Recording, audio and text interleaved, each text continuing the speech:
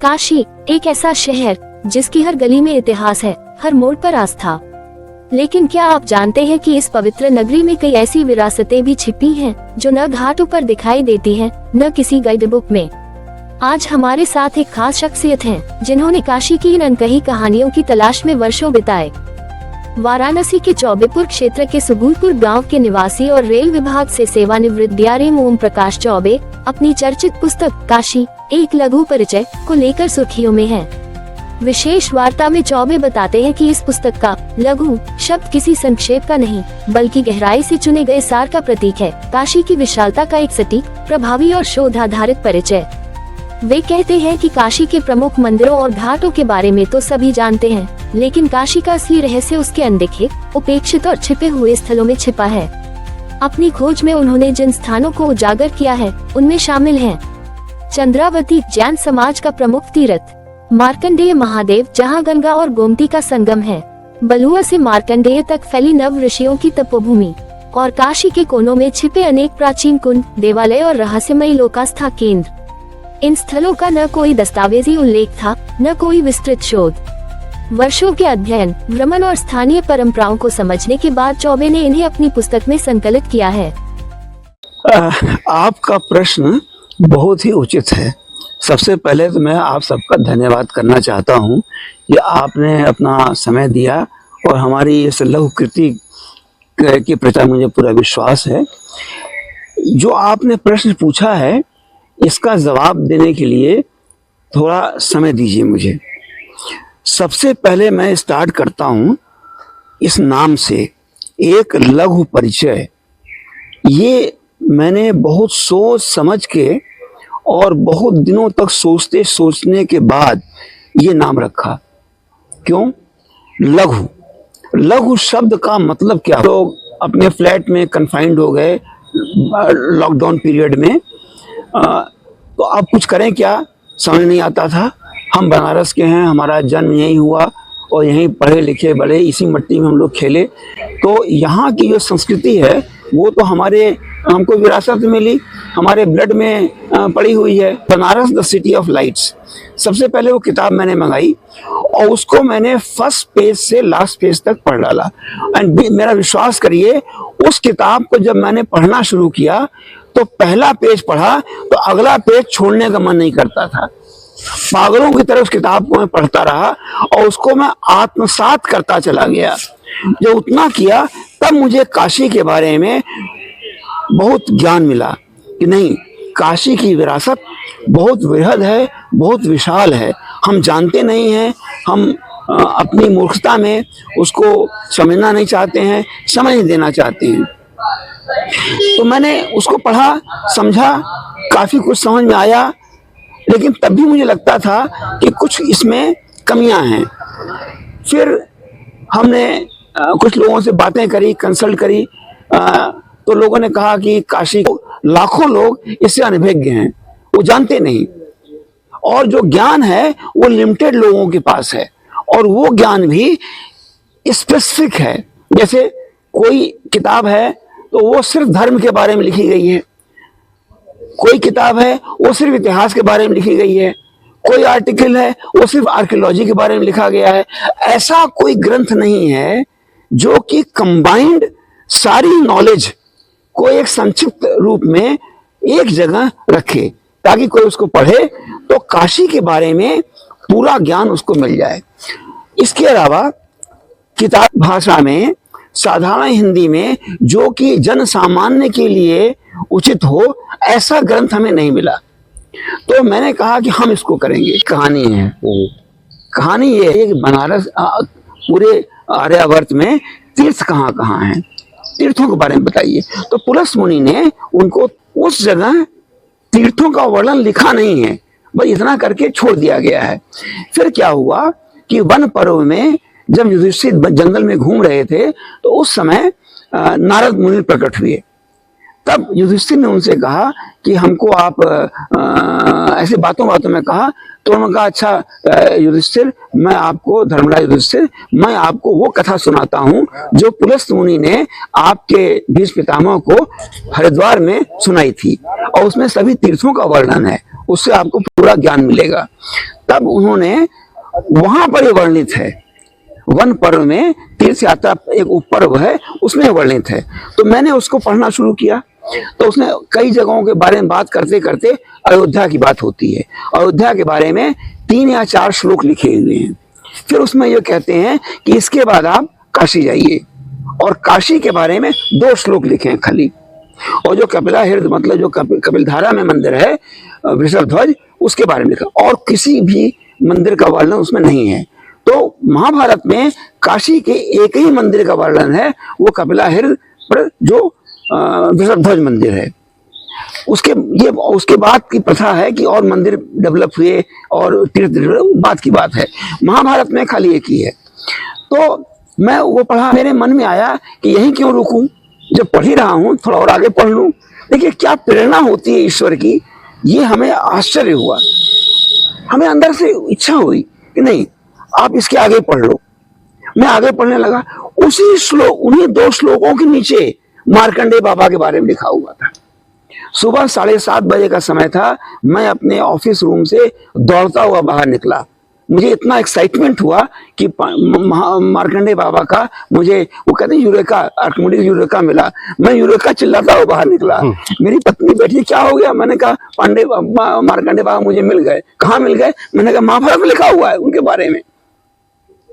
तो इतना मुझे अच्छा लगा, फटाक से मैंने अपनी किताब को मार्कंडेय बाबा को समर्पित कर दिया है, वो श्लोक लिखते हुए। फिर उसके बाद मैं भ्रमण करता हुआ मार्कंडेय महादेव गया, और मैं ढूंढता रहा कि इस मंदिर में कहीं भी वो श्लोक लिखा है कि नहीं लिखा है। जैसे बनारस में आप कहीं जाइए, अभी आप कह रहे थे हर मंदिर पे लिखा है काशी खंड फलां। क्यों? मैं जब मैंने कहा यहाँ कुछ लिखा होना चाहिए। जब मैं यहाँ गया तो मैं ऐसे ऐसे घूम रहा था, तो एक पंडित जी पीछे से आए, क्या आप कुछ ढूंढ रहे हैं? तो मैं थोड़ा टेंस था, तो मैंने कहा कि इनको शायद नहीं पता होगा मैं जो जानना चाहता हूँ। मैंने कहा नहीं मैं ढूंढ रहा हूँ। फिर एकाएक मुझे लगा कि नहीं, ये मैं गलती कर रहा हूँ, ये कोई हमें आवाज दे रहा है, उसकी आवाज मैं सुन नहीं रहा हूँ। मैं तो ज्ञान प्राप्त करने यहाँ आया हूँ, मैं क्यों उसकी बात ना सुनूं, जो भी है। तो मैं पीछे मुड़ा, वो गेट पे बैठे थे, तो मुड़ा, तो मैंने कहा कि हाँ मैं जाना चाहता हूँ। तो परिचय पूछने लगे, तो मैंने बताया अपने गांव का। अरे भाई आपके हम जजमान हैं, ये वो सब बातें शुरू हो गई, गांव की पुरानी बातें, तो हम बताएंगे आप? तो क्या आप पूछिए, तो कोशिश करेंगे। तब मैंने कहा कि ये बताइए आप। मैंने उनको गलती में मतलब मेरे अंदर मैंने उनका टेस्ट लेना चाहा, तो मैंने पूछा कि अच्छा बताइए ये मंदिर कितना पुराना है। उन्होंने फटाक से वो श्लोक पढ़ दिया महाभारत का। अरे मैंने कहा महाराज आपको सब पता है, जब सब पता है तो यहाँ क्यों नहीं लिखा हुआ है? इस प्रांगण में कहीं भी क्यों नहीं ये बात लिखी हुई है? जबकि सारे मंदिरों में, काशी में काशी खंड सब लिखा रहता है, क्यों लिखा है? कहने साहब गलती हो गई। अब वहां 4-5 लोग और आ गए, और सब बीए चाचा का नाम, सबका नाम। अरे हम कहे क्यों नहीं लिखा है? तो कहें गलती हो गई, आप लिख के दे दीजिए। तो मैंने पत्थर पर वो पूरा ये श्लोक लिखा करके वहां उन पंडित जी को सौंप, शुरू में गेट पे बैठते हैं वो, उनको सौंप दिया। मैंने कहा आप इनको कहीं लगवा दीजिए। वो अभी लगवा नहीं पाए हैं, मैं उसके लिए रिक्वेस्ट करता हूँ लगा दें, अभी लगवा। लेकिन पत्थर वहां रखा हुआ है, उसमें मैंने यही श्लोक जो है, जो महाभारत में बाबा का है, मार्कंडेय बाबा का, वो मैंने पूरा का पूरा समर्पण जो किया हुआ है। इसमें ये श्लोक महाभारत में है मार्कंडेय बाबा के बारे में।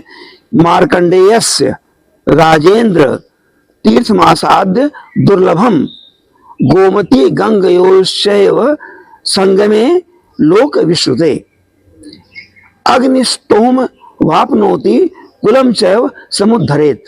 वो ये कह रहे हैं कि हे राजेंद्र, हे युधिष्ठिर, मार्कंडेय का जो है एक असाध्य तीर्थ, दुर्लभ तीर्थ, गंगा गोमती के संगम पर लोक विस्तृत, संसार विस्तृत है। वहां पर आप जाकर अगर पूजा पाठ करते हैं तो अग्निस्तोम यज्ञ का आपको फल मिलेगा, और आप अपने कुल का उद्धार कर देंगे, ये वो कहते हैं। लेकिन ध्यान देने की बात यह है कि यहाँ पर जो लोकेशन दी गई है वो गंगा गोमती का संगम लिखा है, कैथी नहीं लिखा है, बनारस नहीं लिखा है। तो अब प्रश्न ये है कि गंगा गोमती का संगम, बात यह है कि जो इस समय संगम है, यह संगम प्राचीन काल में नहीं था। यह संगम था, बलुआ से गंगा जब आती हैं जी तो दाहिने मुड़ जाती थी, और एक जगह है बैराट और रामगढ़ जी, और उसके बाद हसन आगे बढ़ करके हसनपुर के पास कहीं जाके वो सैदपुर के आगे गंगा मिलती हैं। तो गंगा का वो रूट था, उस गंगा का नाम था बाणगंगा जी, और उसको ही मृत गंगा कहा गया मौर्य काल में। और ये कहा जाता है कि उस समय ये लिखा गया था कि शांतनु महाराज ने वहां पर अपना बाण चला करके बाणगंगा को पैदा किया था। ये एक लोक प्रसिद्धि, तो वो वहां पर है। ये स्केच है, इसका ये है कि एक यहाँ पर अंग्रेज अफसर आया था 1830 के आसपास, उसका नाम था जेम्स प्रिंसेप। उसके पहले कोई प्रचलन नहीं था नक्शा बनाने का या स्केच बनाने का, कोई प्रचलन नहीं था, सब कुछ ऐसे ही लिखा हुआ था। तो उसने क्या किया कि यहाँ के कुंडों के बारे में एक नक्शा बनाया, उसे प्रिंसेप का नक्शा बोलते हैं। वो नक्शा प्राचीन नक्शा है, लेकिन उस नक्शे को जब मैंने पढ़ा तो मुझे कमी नजर आई, 2-3 कुंड उसमें नहीं थे। तो मैंने फिर क्या किया, उस नक्शे को बेस मानते हुए 2-3 और जो कुंड थे और जो लोकेशन थी वो उनको ऐड करते हुए मैंने कैड पर एक डायग्राम बनवाया, और फिर मैंने अपना नाम डाल दिया इसके अंदर। मैंने अपना इसको काशी के कुंड, काशी के कुंड। ये बहुत ही ऑथेंटिक इंफॉर्मेशन है, प्रामाणिक इंफॉर्मेशन। कहाँ कहाँ कुंड है, कहाँ कहाँ क्या है, ये एकदम लेटेस्ट है। और ये काशी कुंड मैंने इसमें ऐड किया, ये इसमें मैंने नई चीज डाली। और इसके अलावा मैं अपनी विरासत खुद तो जानिए, पहले दूसरे की बात जानिएगा, अपनी ही नहीं जानते हम लोग। तो मेरा उद्देश्य इस किताब को लिखने का सिर्फ ये था कि बड़े बड़े विद्वान हैं, उन्होंने किताबें जो लिखी हैं बनारस के बारे में, उसके आगे तो ये कुछ नहीं है, ये कुछ नहीं है। लेकिन हमारे अपने इलाके के लिए ये एक तरह से बहुत ही प्रेरणादायक और उचित किताब मैं समझता हूँ। और मैं ये चाहूँगा कि हमारे लोग इसका प्रचार प्रसार करें लोगों तक। ये अमेजन पर किताब अवेलेबल है, अमेजन पर खरीद सकते हैं इसका। उसमें भी ई कॉपी भी अवेलेबल है, क्या बोलते हैं उसको, जो किंडल एडिशन, वो भी अवेलेबल है, सब कुछ अवेलेबल है। और बनारस में यूनिवर्सल बुक स्टोर उन्हीं को मैं दे देता हूँ, वो अपना वहाँ कुछ किताबें होंगी पड़ी हुई। तो ये मेरी एक दरख्वास्त आप लोगों से यही है कि इसको आप लोग आगे बढ़ाएं, और इसको और पढ़ के जो बात समझ में ना आए मुझसे पूछें, तो मैं और उसकी बैकग्राउंड बताऊंगा आपको, तो आपको अच्छा लगेगा और आप स्वयं इसको आगे बढ़ाने की कोशिश करेंगे। इतना मैं आप लोगों से दरख्वास्त करना चाहूँगा। काशी की भूली बिसरी विरासतों को नई पीढ़ी तक पहुंचाने का ये प्रयास चौबेपुर क्षेत्र में ज्ञान और शोध की एक मिसाल बन गया है। ओम प्रकाश चौबे की यह पुस्तक काशी के छिपे इतिहास को उजागर करने की दिशा में एक महत्वपूर्ण दस्तावेज साबित हो रही है।